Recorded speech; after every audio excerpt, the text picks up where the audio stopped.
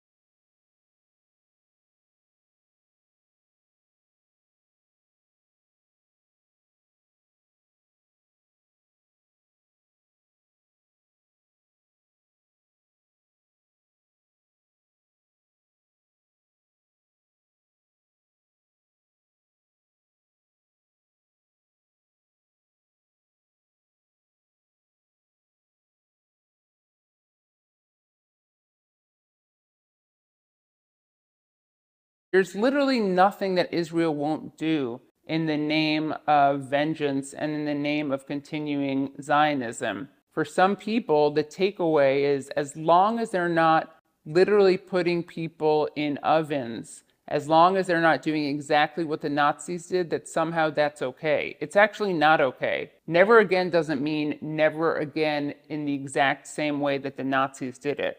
If that's your takeaway from the Holocaust, you really need to look at yourself and do some soul searching.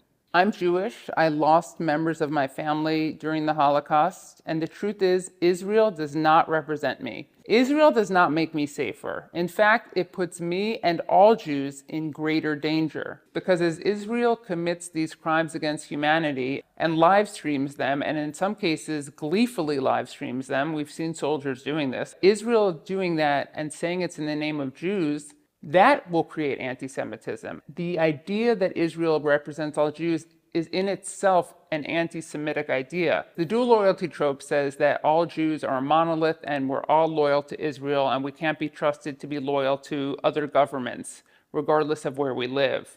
That is really what Israel is leaning into. And you have anti-Semites and then the government of Israel, AIPAC and the ADL, all making the same argument, which I think really shows you the dangers and the inherent anti-Semitism of Zionism. People like to claim that anti-Zionism is anti-Semitic. Well, it's actually not, given that you literally have more Christian Zionists in the world than you have Jewish Zionists. This particular Christian form of Zionism wants Jews to go back to Israel so we can provoke the end times, Armageddon. All Jews except a very lucky 400 who accept Christ as their Lord and Savior burn for all of eternity. So these are the allies. All these cancel culture warriors who talk about right-wingers being canceled are very silent, interestingly enough, when it comes to critics of Israel, who are probably the most canceled people of all. If you're a Palestinian critic of Israel, you're very, very, very canceled. If you're a Jewish critic of Israel, you're less canceled, but you're still canceled. You're just canceled as a self-loathing Jew as opposed to an anti-Semite, which is a significant difference. I mean, I was fired by a network for saying that Israel is an apartheid state. So my being Jewish didn't really protect me. And of course, there's a huge bias in the way that corporate media reports on Israel-Palestine. They're very clear when Russia does something. Russia bombs, Russia strikes, Russia kills. When it's Israel, it's often Palestinians killed in attack, Palestinians dead after bombing. We even know that networks and outlets instruct their writers and reporters not to use certain words like genocide, not even to use the word Palestine. In fact, the reporting by the New York Times on the alleged mass rape used by Hamas was so bad that they had to cancel a podcast that they were going to do about it because there was so little to back it up. Now, on the other hand, you have countless stories and allegations of Israelis raping Palestinians. That got totally ignored. It's really fascinating that we hear time and time again about the 40 beheaded Israeli babies, even though there was no evidence of that. And we do have evidence of actually beheaded babies, children with their heads blown off. I mean, we saw a child literally shredded. Various representatives of the Israeli government are never asked about that. They're never asked to condemn Israel's violence. They're never asked to condemn Israel's terrorism. There was a doctor who was tortured to death. If you don't already feel disturbed by the images of Palestinians or the stories of Palestinians, the story of Hind Rajab, who was left in a car to die when she was begging for help, and Israeli soldiers shot up the car and shot up the ambulance trying to rescue this girl. If that doesn't haunt you, I would really urge you to imagine this happening to a Jewish child during the Holocaust. I think that Jews should understand this, if anything, more than other people, because of our history of being targeted, of being otherized, of being compared to vermin, of attempted extermination, of genocide and ethnic cleansing, and of the world looking the other way. That is something that we have to remember. That happened to us. We can't let that happen to other people. That's not justice. That's not how we honor those killed in the Holocaust. Everything that Israel tells you about its founding, about its history, and about its role today is a lie. Some people think, oh, Israel was founded for Holocaust survivors, and then it got greedy and took over too much land and ruined its founding mission, which was to be a safe haven for Jews. The truth is, it was founded on ethnic cleansing. It was not a utopia. I think it's really eye-opening to look at the actual language of early Zionists, because they were calling their banks colonial trusts. They were talking about how natives always resist colonists.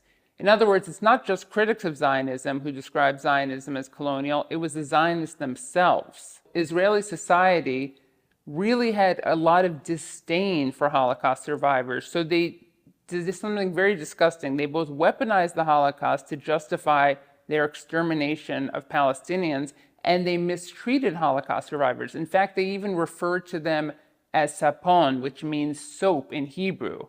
And that was because there was a myth that Nazis turned Jewish bodies into soap. It's not true, but that was a myth. And the important thing is that people thought that was true, and they thought it would be appropriate to call survivors by that name. Israel wanted to create a new Jew that was armed, that was working the land. They were ashamed of the Jews who were killed. They thought that they went to their slaughter like sheep. They were ashamed of Jews who were religious, Jews who were scholars, Jews who were also cosmopolitan. They really did, ironically, internalize a lot of anti-Semitism. There were Zionist bombings in the Middle East that were used to scare people into emigrating out of Iraq, out of Morocco, and into Israel. That's how little they cared about Jewish people. They bombed synagogues in order to get people to leave the Middle East and go to Israel, where they would be mistreated, which is what happened to Mizrahi Jews. Some were basically put into camps.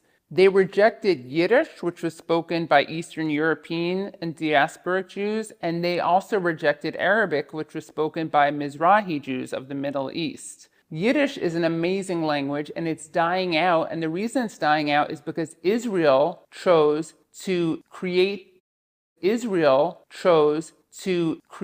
modern Hebrew, which no one spoke, and they had a lot of disdain for a lot of Jewish culture. So Israel has always been a racist project in many ways, against Palestinians, but even against Jews themselves. And it's been an anti-Semitic project as well.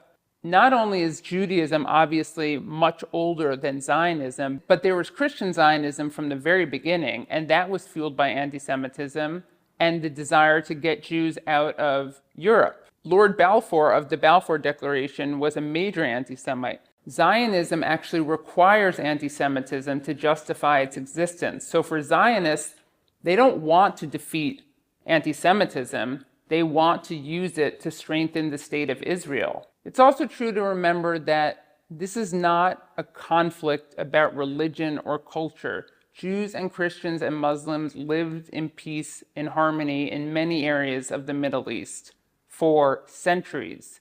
This is about power. This is about land.